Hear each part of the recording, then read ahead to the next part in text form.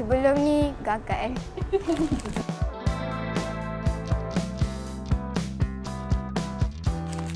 Dan malam saya sebenarnya lebih energetik sikit. So lebih macam buat latihan dengan orang, dengan cikgu tu lebih berkesan lah daripada buat seorang-seorang. Sebab bila kita buat seorang-seorang, bila rasa tak boleh buat je, terus tak nak buat macam tu. Bila dengan cikgu kita boleh tanya, bila dengan kawan kita boleh tanya kawan macam tu. Selama ni ibu tengok matematik asyik fail je kan. So tiba-tiba lonjak terus A tu sangat unexpected lah. Okey lah.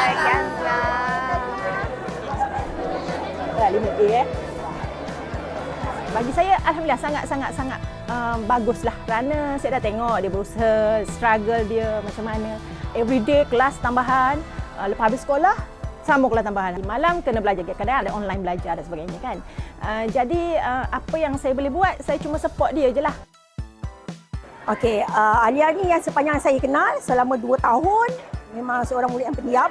Yang saya nampak perbezaan bila dia join anak kita tu, kita nampak memang dah ada improvement lah. Kita dapat membantu secara tak langsung dekat rumah. Jadi harapan saya pada Alia, semoga berjaya dengan apa yang dicita-citakan. Lega sebab time habis exam tu adalah few subjek yang ragui kan boleh ke pas ke. Lepas tu bila tengok subjek SRV tu saya lebih daripada yang pas, saya lega. Sebab memang keluar daripada dewan tu saya macam tak ada harapan dah fizik kimia ni kan. Tapi bila ambil hari ni dapat C. Alhamdulillah. Ibu, terima kasih sebab selalu buatkan bekal untuk ayah hari-hari. Ambil ayah balik sekolah lepas kelas tambahan apa semua. Ibu ikut je apa yang ayah nak. Terima kasih. Apa yang dia dapat hari ini adalah hasil usaha dia sendiri.